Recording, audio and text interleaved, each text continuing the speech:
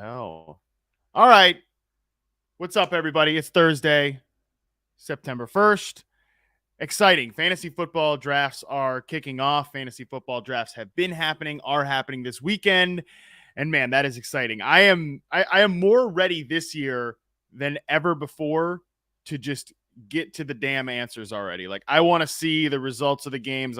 Enough already with this. This is my guy. This is my guy. I've got this take and that take. I want to see the answers already. I want to see these games actually happen, especially in such a year where there's been such transition all throughout the league. You know, you've got your new quarterbacks in new faces, new places. You've got your new wide receivers in new places. I'm ready to see how these guys just play out already and just, like I said, see the answers to the test. But anyways, I'm here today to answer any questions that you have. So flood the chat with the questions that you've got. Flood the stream with whatever you want to know, and I will answer it.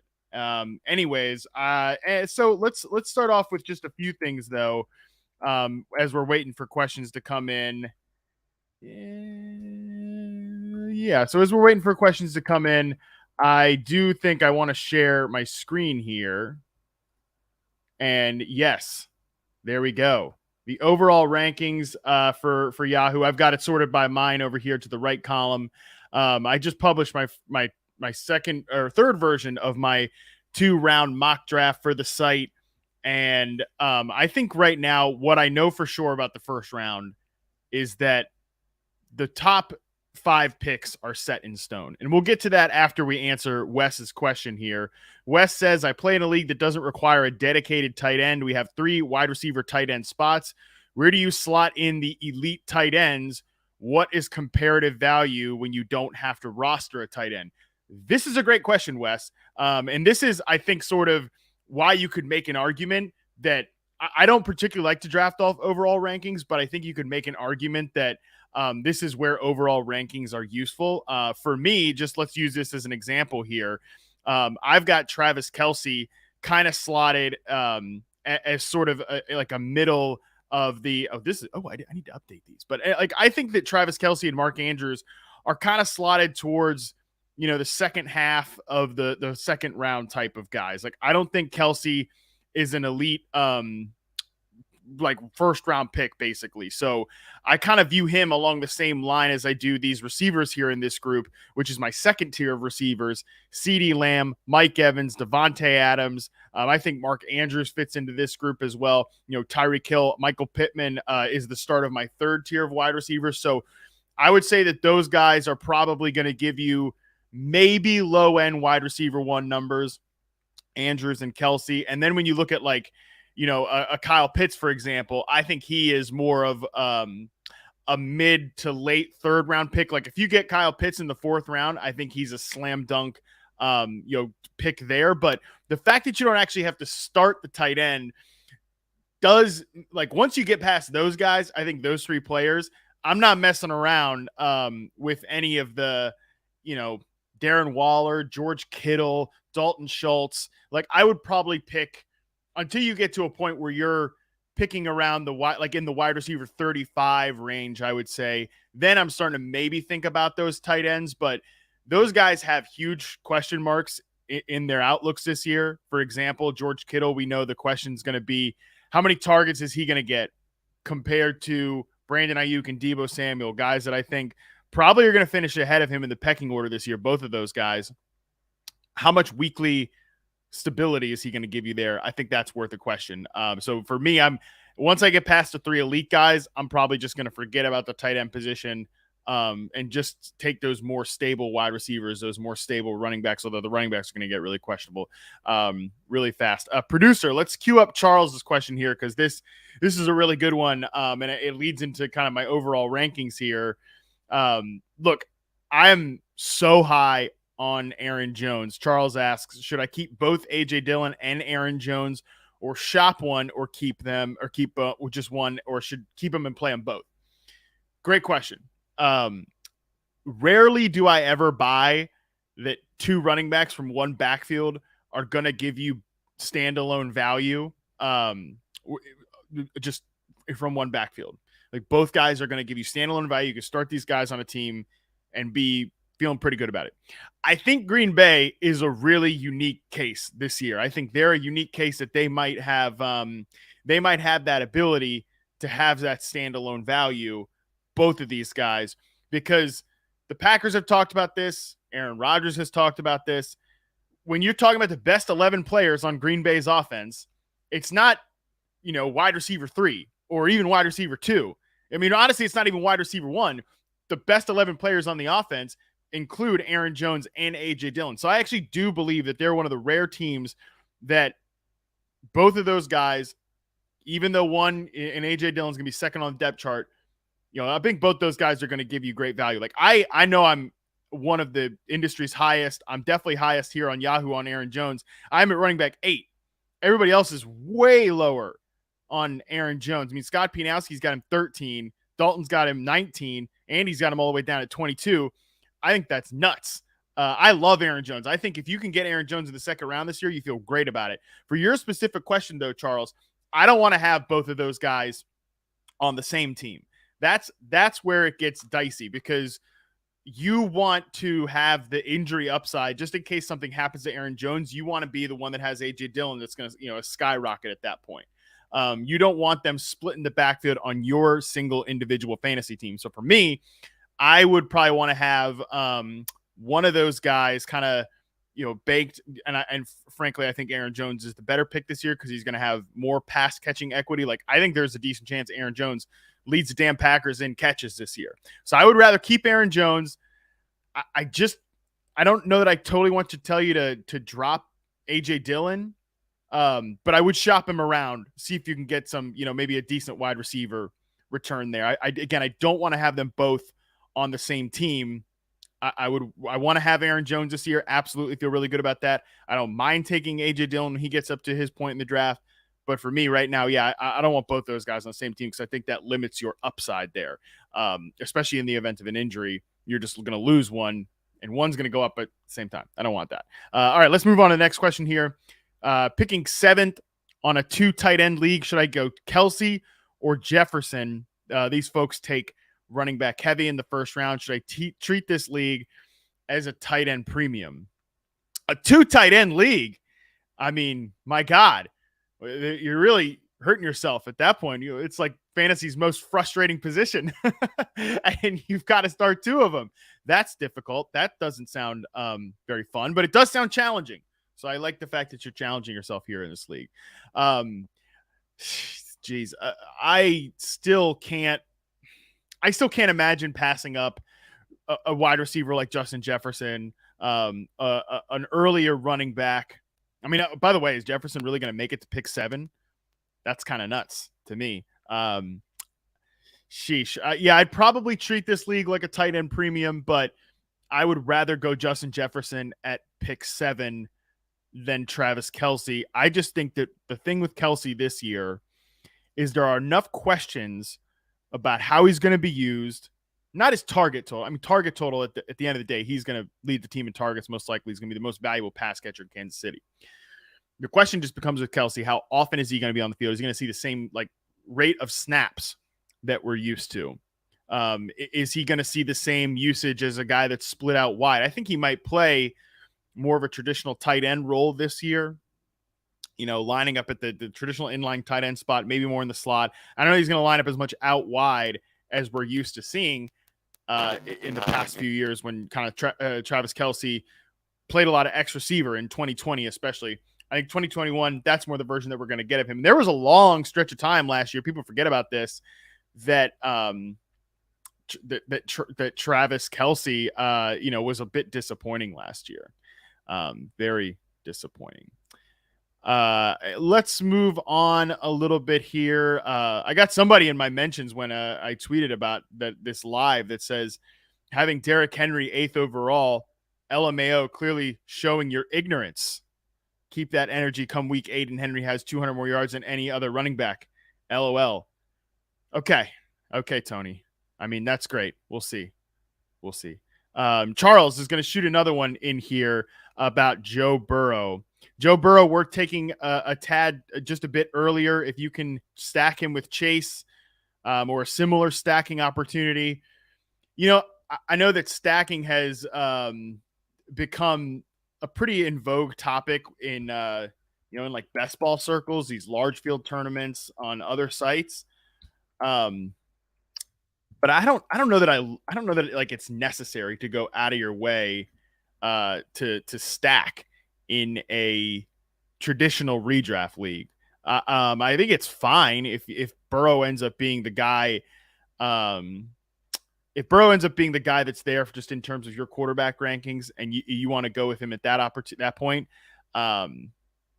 look, I think it's fine, but I wouldn't go out of my way. I think it's the long and short of it. Like, I'm not going to go out of my way just because I have Jamar Chase or I've got T. Higgins. I don't think you need to stack him with Joe Burrow.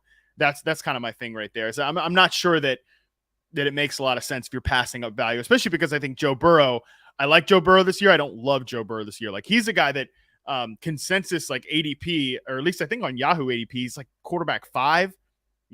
No thanks. I know like Scott and Andy, I'm looking at the rankings here, have him at quarterback 4. That's way too high for me. I think you're banking on a lot of touchdowns with Joe Burrow. I think you're banking on the Bengals throwing the ball at a higher rate, which might happen. But you have to remember a couple times last year, they went like full boomer mode and they were running the ball a ton last year. I don't know. Again, I don't think Burrow makes sense as a guy to go out of your way to reach around, to stack with these other Bengals players. I think you can just keep it moving. I think you just keep it moving with Joe Burrow there. Let's move on to the next one here from El Pikachu. Nice. Love Pikachu. Big fan of his work. I need a backup quarterback. I have Geno Smith as my backup. Yikes. Tough scene. Give me a break. I don't know that you necessarily need a backup quarterback, but it sounds like your league, Pikachu, it sounds like the folks in your league kind of hoard quarterbacks. Like, there's not a ton of quarterbacks. If frickin' Geno Smith is on a roster, it sounds like people are not letting, backups like Ryan Tannehill or, even like a higher ups like Trevor Lawrence or, Matt Ryan or something. Like, those guys aren't readily available on the waiver wire. So who's available? That's my question to you. That is my question to you, Pikachu. Who are you going to get better than Geno Smith? I think you could do a lot better. I mean, even Jameis Winston. I'd rather have Jameis Winston than Geno Smith this year. I mean, come on, give me a break, Geno Smith. Yeah, you need a better backup quarterback if that's your only option. Let's move on to the next one here. Let me go back to Pikachu. I'm sorry. Come back. Bring Pikachu's question back up. Also, who would you start between Michael Pittman, Deontay Johnson, Adam Thielen, or Devin Duvernay? The answer here, you've got him in the correct order. I'm assuming you can only start one of these players. I'm absolutely taking Michael Pittman here. For one, let's be clear. Michael Pittman, I think, is going to be a top 10 receiver this year. I think Michael Pittman is going to have an absolute smash breakout season. I'm pulling up the week 1 schedule right now, but I think there's never a situation where you're benching Michael Pittman. And he's got the freaking Texans in week 1. So yeah, Pikachu, Michael Pittman, he's on your team. I have him ranked as my wide receiver 9 this year. I think Michael Pittman's the one wide receiver that can go from that kind of like, solid season last year to having an explosive, big breakout year this year. Give me Michael Pittman clearly ahead of those guys. I do like Deontay Johnson, but I kind of want to see how that situation plays out with Pittsburgh, the quarterback situation in the Bengals week 1, a little bit more of a tougher matchup than Houston, even though I think Houston's defense can be a little bit better this year than it was last year. Now let's bring up Julian's question, a dynasty question here from Julian. What do you think of David Bell long-term? Would you trade away Travis Etienne for him and a 2023 mid-first round pick? Let me say this, Julian, as a disclaimer and a disclaimer to all of you. I don't know anything about the next year's draft class. I know there are folks that look ahead, stuff like that. I've got too much going on in the here and now with NFL players and the prospects that just came in. I'm not like super familiar with who's going to be in the 2023 draft class. Some people say it's a good class. People say that every year about the next draft class, and sometimes it is, sometimes it's not. I don't think that I would trade away Travis Etienne for David Bell and a mid-first. I mean, for one, I like David Bell. I wish his offseason had gone better. I wish he had not been injured for most of training camp, and it just doesn't sound like he's created a lot of buzz. Now, at the end of the day, though, could I see a situation where David Bell is getting a lot of reps at the end of this year? and Deshaun Watson comes back at the end of the year, that's great. I could see that situation, but right now I'd probably bet against it. I think David Bell at best, I don't know that he was one of he's definitely was not like a top 10 receiver in this year's draft from you. There are other guys that like a lot better. He's fine. I think he can be a really nice big slot receiver at some point, but I'm not sure that it's going to happen this year. So I think you could probably trade for him leading into next offseason. And I kind of want to see what ETN gives you this year. So I'm going to say no to the ETN for David Bell in the mid-first, even though I think mid-first for Travis Etienne is fine. I just think you should be trying to win right now. And I think Travis Etienne is going to help you a lot this year. Pikachu's got another question here. This guy's electric. Before I answer it, I got to take a drink from the giant water bottle. That's quality YouTube content right there, people. Pikachu says, my running backs are Austin Eckler, Aaron Jones, Josh Jacobs, and CEH. Who should I start and who should I have at flex? You should start Austin Eckler because he's probably your first-round pick, and you should start Aaron Jones because he's probably your second-round pick. That's kind of long and short of it to me. Those guys are every week starters. We'll see what happens with Josh Jacobs and Clyde Edwards-Helaire. The Chiefs get the Cardinals in week 1. That's a potentially pretty decent matchup, and then the Raiders get the Chargers. We all knew that the Chargers' run defense was hideous last year, but I'm kind of buying. That we should believe that their run defense is going to be slightly better. Maybe I'm wrong about that, but they did add a lot of guys up there like Khalil Mack, Austin Johnson, Sebastian Joseph Day. A lot of guys there. Potentially keep that in mind as we're moving. So yeah, your two starters are easily Eckler and Aaron Jones. Let's pull up. Oh, we're pulling up this one. Nick Novo says, can we all agree top fantasy analysts like Matt Harmon and company should not refer to themselves as dorks anytime ever? Guides, gurus, gods are all preferable. You're crushing it, bro. Own that. Hey, thanks, Nick. Shout out to you. Appreciate it. I enjoy my job. I hope that I'm doing a good job. Love that. Thanks. But I'm definitely more dork than God. That's for sure. I don't. And guru, I mean, anybody who refers to themselves as a guru unironically is a weirdo. I'll just leave it at that. So no thanks on calling me a guru. No, I'll pass on that. Unless you've earned the title guru, and I don't even know how you earn that. So I'll pass on that.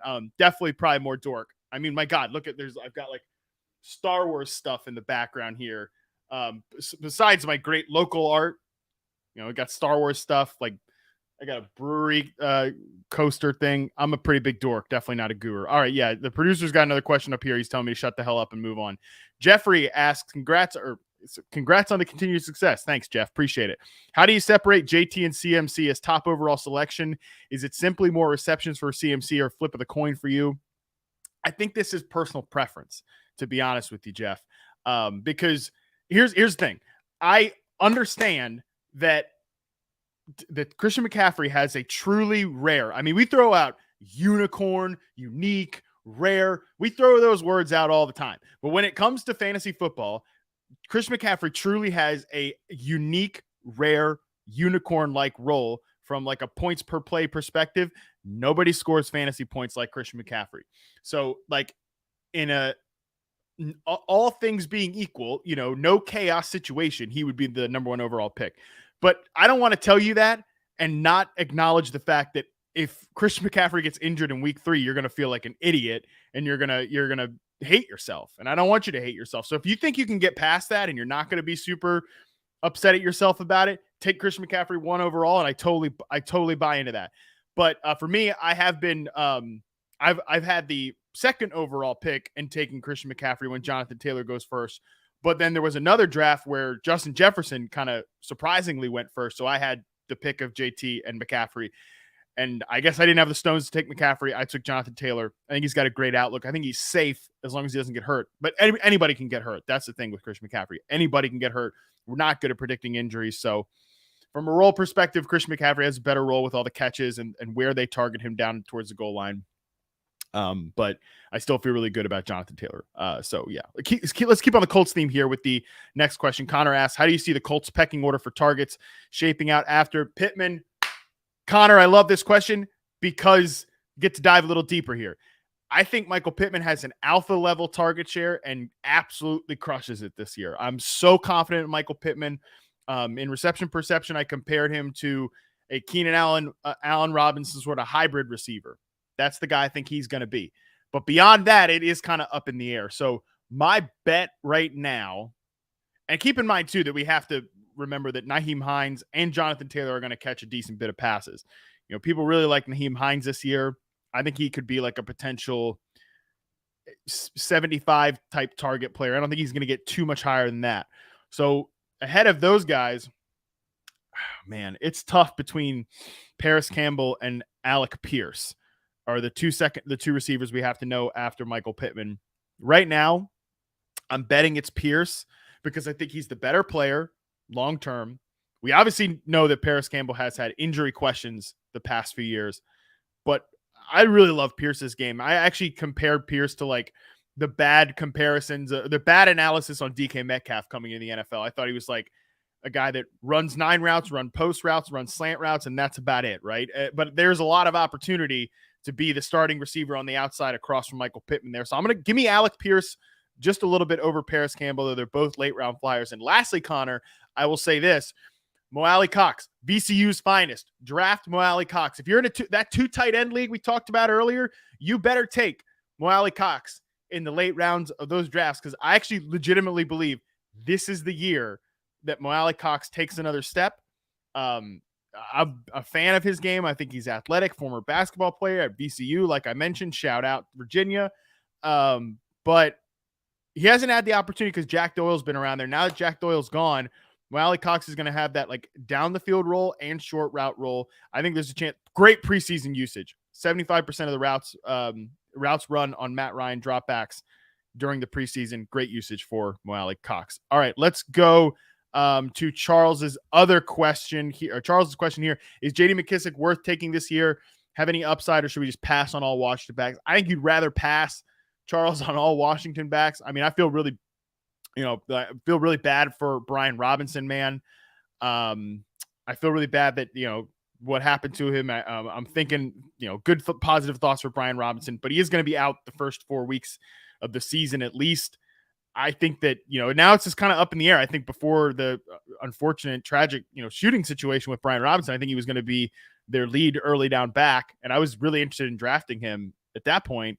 It feels so stupid to talk about fantasy in a moment like this, right? Because these guys are people, but the bottom line, he's going to be out for the first 4 weeks. I'd see J.D. McKissic and Antonio Gibson kind of holding similar roles to what they did last year. I think those guys are fine in the late rounds, but J.D. McKissic probably only in a PPR format do I think you're going to get any use out of him on a weekly basis. Appreciate the thoughts, El Pikachu. You're the man. I appreciate you. Julian asks a question here. If I have the 3rd pick in an upcoming half PPR draft, CMC and JT are gone. This is a tough one. I know my guy, Austin Eckler. Shout out to Eckler's Edge. The first episode just dropped. If you're on this YouTube page, go back and watch it and then subscribe to the podcast to get every episode every week. I mean, Austin would hate me for saying this because I mean, okay. I'm not going to tell you not to take Austin Eckler, the 3rd overall pick, because I'm a coward. I'm afraid that they're going to show him this video and he's going to be mad at me, and I'd like to have a good show all year. I think the top 5, you can take these guys in any order. Jonathan Taylor, Christian McCaffrey, Cooper Kupp, Justin Jefferson, Austin Eckler. So if those 2 guys are gone, Kupp, Jefferson, Eckler, take whichever one of those at 3 feels best to you. And in a half PPR, I think taking an early running back there at 3 and Austin Eckler, I feel really good about that. I think that it's funny too. There's somebody's talking about some of this with somebody today, and they're like, "What do you think all these rumors that reports that Austin Eckler is going to have his touches limit or he wants his touches limited?" I'm like, I just talked to the guy on Monday, and he said, like, I'm just paraphrasing a little bit. He's like, I want to be so good that I'm the workhorse back and they never take me off the field. That's how good I want to be. And I'm like, where's this idea that he's going to have his touches limited coming from? Like, yeah, he doesn't want to be, Derrick Henry or being used that way, but it's tough for me to imagine that guy like asking off the field at this point. were you able to feel Eckler's arms the other day as he is smoldering as he is on TV? Yeah, bro, he's pretty ripped. He's pretty ripped. So yeah, he's huge. I don't know what to say for that. Bring Nick's question up here after I told him I wasn't a guru earlier. LMAO, okay, you win with the local art. Yeah, big dork stuff if I've got local art here. Drafting middle of the pack, 6th and 7th this weekend in multiple home leagues. Which strategy would you recommend? Running back, wide receiver? Yeah, you get it. Well, typically I don't want to go in and be like, I am definitely taking 2 running backs in the first 2 rounds. That said, again, if you're at pick 6 and 7, see, I think those top 5 guys are gonna be gone.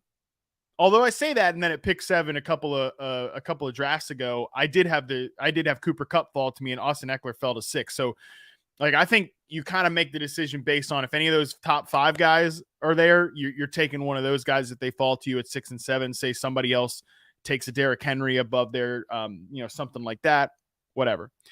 I think I think you kind of make your first pick there. I do. If you can get Eckler, or you can get even, I probably don't want to take like Derrick Henry or Dalvin Cook there, but I think it's fine if you end up doing it. And then that kind of, informs your next pick. That's the question. I typically have liked the wide receivers that have fallen to me at round 2 than I have the running backs. Cause if you're picking middle of the pack, if you can get like a DeAndre Swift or God forbid Aaron Jones, like if Aaron Jones is there in the second round, you go ahead and take him. But I typically have gone, when I'm around the turn, at the 2-3 turn, I think more about like the tight ends there. I think that's too early for them though in the middle of the second round. So I'm probably going running back, or running back wide receiver, not running back tight end. But that's just me. So I think it depends on who's there for that second round pick. If CeeDee Lamb is there in the second round, I'm taking him there. That's it. Let's bring up Josh. Let's bring up Josh's question here. Shout out to you, Josh. I appreciate you coming in here. If I'm choosing between Fournette, Aaron Jones, Nick Chubb, or Saquon Barkley, who are you taking? Full point PPR. This is how I have those guys ranked.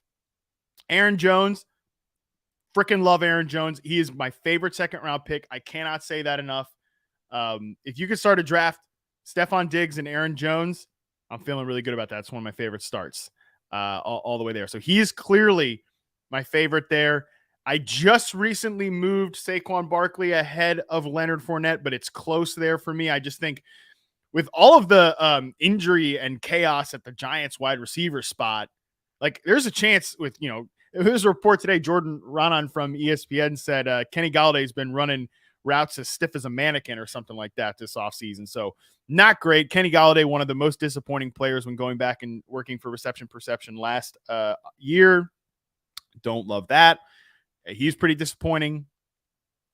I think Saquon could catch 80 passes this year. I also like Fournette. Nick Chubb, unfortunately, is just last for me, especially in a full point PPR, because he's split in the backfield. Now he's split in the backfield, with Kareem Hunt. We'll see if Dearness Johnson or the rookie that they drafted, if those guys factor at all. But, regardless, man, I mean, you're splitting the backfield now. You're not catching a ton of passes for a freaking Jacoby Brissett offense. I'll pass on that. So Aaron Jones, Saquon Barkley, Leonard Fournette, that's the role. That's the order for me. Bring up Nazaro's question here.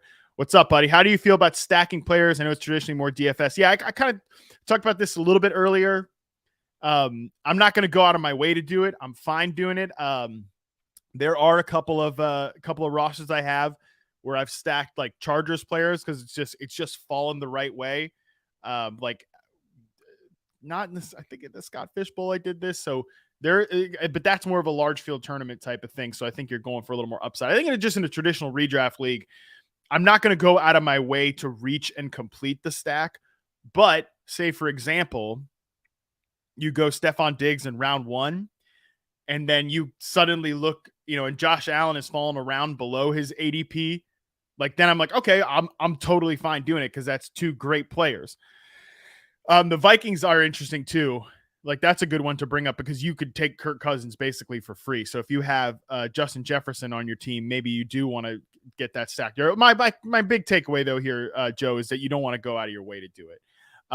Let's bring up Steven's question here. Any signs of decline for Keenan Allen? No, not full on decline. I mean, he is getting older. I don't personally put a lot of stock in like the yards per route run stuff. Now his reception perception results were a little bit lower than typically, expected last year, but we're talking about going from like the best of the best, like top 5 in the NFL in success rate versus man coverage to maybe like top 15 type area. So if it's a decline at all, it's very slight. And I don't think because of the role that he's going to play, like he kind of already has old man game. So you'd think that would continue to stay the way it is. I do have him ranked like wide receiver 15 this year, if that kind of answers where I'm at on Keenan Allen. I don't think, not major decline, not like about to fall off a cliff decline, but if he's entering the twilight portion of his career, that's to be expected with the age he's at. I'm not too concerned though. I'm fine taking Keenan Allen early in the draft. I'm just not as high as somebody like Andy Barron's got him wide receiver 8. That's a no thanks for me there. All right, let's do Connor's question, then we might start wrapping it up here. Thoughts on DJ Moore around the 2-3 turn in full PPR? Would you grab him or look at the other options that early? Oh my God, man. I'm high on DJ Moore, man. I'm high on DJ Moore. I'm not as high as Dalton. Dalton's got him wide receiver 8. Shout out to him. I love DJ Moore this year. And it's a couple of different reasons. One, he's good. He's a good player. I'm a little frustrated all the time with the damn Panthers. Kind of just using him as an X receiver. I wish they would be a little more creative, move around the formation, get him on some of those like Deebo Samuel type in-breaking routes. I'm not talking about Deebo Samuel rush attempt type stuff. I'm talking like Deebo Samuel, dig routes, in-break slant routes, a lot more of that usage, moving around the formation, not just being stuck at the X receiver position. But can't expect too much of the Panthers. They're a dumb poverty franchise. And so in addition to DJ Moore being good, he's going to see a ton of targets. Like quietly last year, top 5 in target percentage, 160 plus targets. Like I think you can set and forget 160 plus targets for DJ Moore this year. And like, dude, they just traded for Laviska Shenault. Gross. They just traded for Laviska Shenault. Like that's where they think they're right. Joe Person, who's covered this team forever, he works for The Athletic now. He used to work for the Charlotte Observer. He like left Terrace Marshall off his 53-man roster projection. Obviously, they did keep Terrace Marshall, but that just goes to show they're not happy with Terrace Marshall. I have him as the second worst success rate versus man coverage of all time for RP, Terrace Marshall last year. So he stinks. Robbie Anderson, we don't know what's going on there. And they got really nothing at the tight end position. I think there's a chance like Christian McCaffrey and DJ Moore almost approach 300 combined targets together. That's not going to happen most likely, but great target share for DJ Moore. And I think that Baker Mayfield is like, what would you say? Like a league average starting quarterback. That's kind of where I see Baker Mayfield being. And that is good for DJ Moore. I think that's good enough. I've got him as wide receiver 12. I would personally take him around that 2-3 turn in full PPR, especially. All right. Last one we're going to take today. Trent here is having a clear number 1 on technically quote bad teams like Darnell Mooney or Elijah Moore. Okay picks. I'm fine. I'm fine taking those guys, man. It just depends on where you're taking them. Now, I think that Elijah Moore, I've got ranked a few spots ahead of Darnell Mooney because he's just that talented. I think Elijah Moore is like the next star wide receiver in the NFL. Now he just plays for the Jets. Zach Wilson's banged up. Joe Flacco is going to start early. I mean, I don't really care about that, right? Like Elijah Moore actually had his best game last year against the Dolphins, 141 yards with Joe Flacco. So don't mind that too much. Just if you could take a star level talent, you do it, right? And feel really good about it. So I'm fine. I'm fine with Elijah Moore. You do have to kind of close your eyes and bet on talent, like I said, but he should have that dominant number 1 target share. Like Corey Davis is just a guy. Garrett Wilson's going to come on slow, and Braxton Berrios is like a low-end slot receiver. So I'm fine taking those guys that are going to see big target shares on bad teams. And Darnell Mooney is a good player. I think Elijah Moore is a better player, but Mooney's a good player who should probably see even more targets than Elijah Moore. But I do think the Bears offense is, looking pretty rough on paper. So we'll see. All right, fine. Last question here from Nick, and then I'm out of here. When creating draft rankings and assuming we risk not using yours exclusively, how much stock should we put in analysts who finished top 10 for 2021 draft on Fantasy Pros, for example? Well, I finished number 1 overall in 2020, so feel pretty good about me. But I don't really care about that. I don't. No shade. I'm not throwing any shade to Fantasy Pros or accuracy rankings. It just doesn't matter that much to me. Like what even I did it. I was first in 2020. You probably outside of being joking, I don't think I brought it up like ever seriously. Like I don't put it in my bio or anything like that. What matters to me is there good reason behind your picks? Does your team make sense? Like I don't think that you should just go in there with like a cheat sheet and just cross guys off and always take the next one. Like you want to make your roster make sense together. For example, I'll use this just quick example. Wide receiver position. Volatility at the wide receiver position is huge. I mean, there are some guys, think of the old like Deshaun Jackson types that are going to. Will Fuller is a great example. Like before 2020, he would score you like a boatload of points one week, but then would kind of give you nothing. I love Tyler Lockett, but he was like kind of that type of receiver to give you a big week and then like a slow week. You don't want to have a bunch of like your receiver core to be theoretically Deshaun Jackson, Will Fuller, and Tyler Lockett. So you want to have like one of those guys and then like 2 or 3 safe guys that are going to give you a high floor. So that's where ranking can kind of get you into trouble. Definitely, you go into a draft with the ranking, but don't just, that's why I like to do tiers, right? So I think that's a big thing. Use tiers, use a cheat sheet like that, and keep it moving. All right. That's it. We're here for 30 plus minutes, answered questions. I'm going to be doing this every single week during the NFL season. I'll be here probably right around the same time, noon Pacific, 3 Eastern, on Thursday, kind of leading up to those games. I'm really excited about it. So make sure you keep this bookmarked if you like this. I'm sure we'll get more questions and I'll be less long-winded when the games actually start. I think that's going to be good for everybody. All right, guys. Appreciate you tuning in. Thanks so much. You can follow me on Twitter at @MattHarmon_BYB. It's going to be a fun year, man. I can't wait. It's going to be a fun year. Make sure to subscribe to the Yahoo Fantasy Football Forecast. I teased it a couple times. Please make sure you subscribe to the show. We've got Austin Eckler. We got Dalton Del Don, Andy Barron, Scott Pinowski. It's going to be an awesome season all year. Good luck in your drafts if you still got them.